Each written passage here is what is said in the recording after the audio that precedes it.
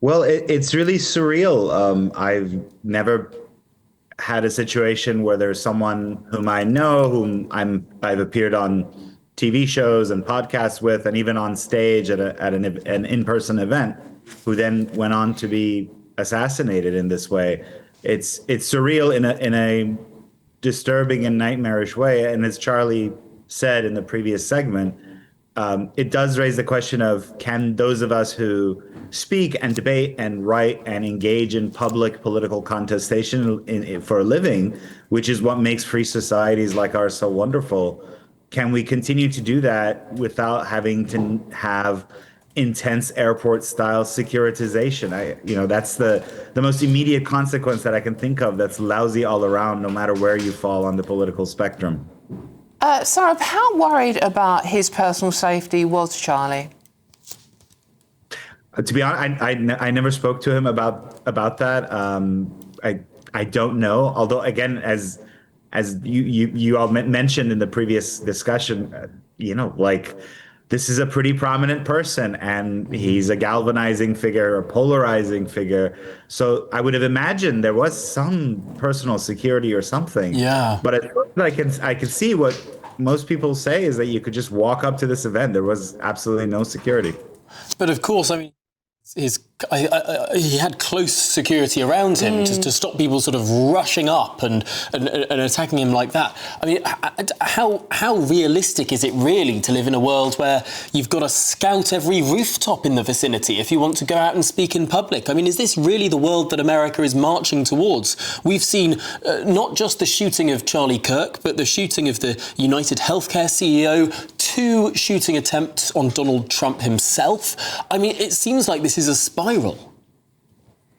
No, I think the US is going through a sort of cycle, and it is somewhat cyclical. The last time that I can probably think of historically is around the Vietnam War and the turmoil of 1968, the back-to-back assassinations of Dr. King and RFK Sr. And of course JFK a little earlier. So it's one of those febrile moments in our history, and I don't think the fundamental solution is securitization and having guards and plexiglass everywhere. That we need a deeper national healing and a reckoning with political violence, including, if this turns out, with a kind of left-wing political violence. It's not the only kind. I don't want to say there are right-wing lunatics out there as well. But, especially in 2020, we saw during the pandemic, we saw a great deal of left violence excused, winked at, even sort of softly supported by mainstream Democrats and their media allies. Books like The Case for Looting and the sort of daily attacks on courthouses in places like Seattle and Portland. All of that, should be seen in a new light. And there's got to be a social reckoning with it. I don't just mean a crackdown, because otherwise, you're right, it's unlivable. Sarah, one of the most shocking things about this is a 31-year-old man is a father of 2 very small children. And there are people celebrating his murder, regardless of your politics. There are people celebrating his murder online, posting memes of themselves, laughing and joking and saying he deserved it. What do you make of that reaction? Well, first, I have to say, in terms of any prominent people, I haven't seen that. For the most part, it's reassuring that everyone from, of course, the president and Vice President Vance to Zohran Mamdani, the socialist aspirant to be mayor of New York, to, Governor Newsom of California, have all just unequivocally condemned and have not. They haven't even done the sort of like, while I disagree with them, I think it's bad that he was killed. Just unequivocal condemnation. And Yankee Stadium even put up his picture during a game last night. So that's good. However, you're right. I mean, there are people online and even in person who have been giving interviews to podcasters and so on, where they say it's good that he died. And on one level, these people need God. They need to rediscover their consciences.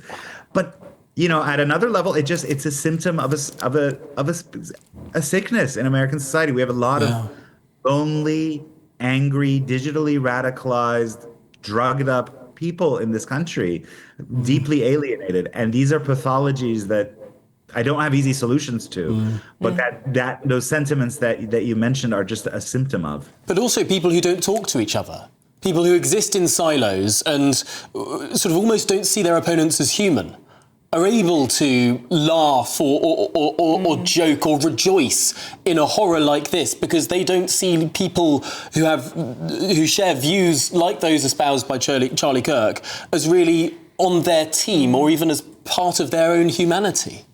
Of the human team, yeah, exactly, or the American team.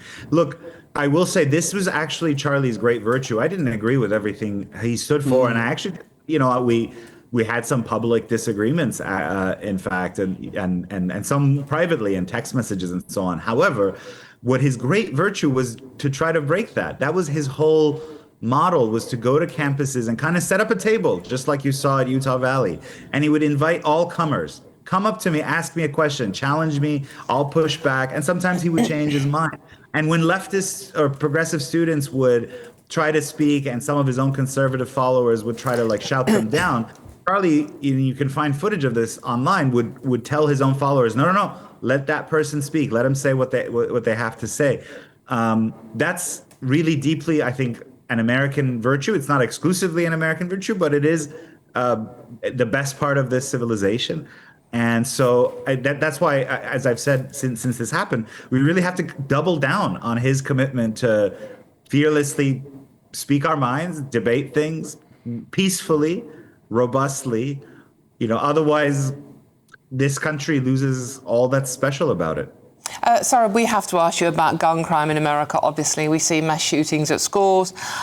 Charlie Kirk was a big supporter of the right to bear arms in America. And there were comments online saying, you support people bearing arms, you get shot. I mean, that is what happens in America. That's not me saying, that's what people are saying online. What do you make of that?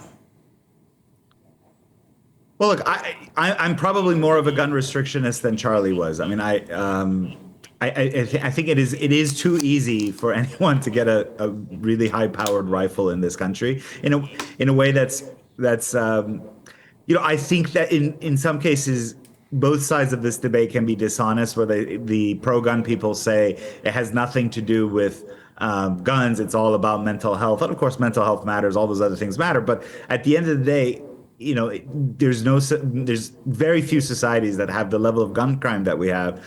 But also that have this really easy access to guns. You could kind of correlate the two things, is what I'm trying to say. Okay, yeah.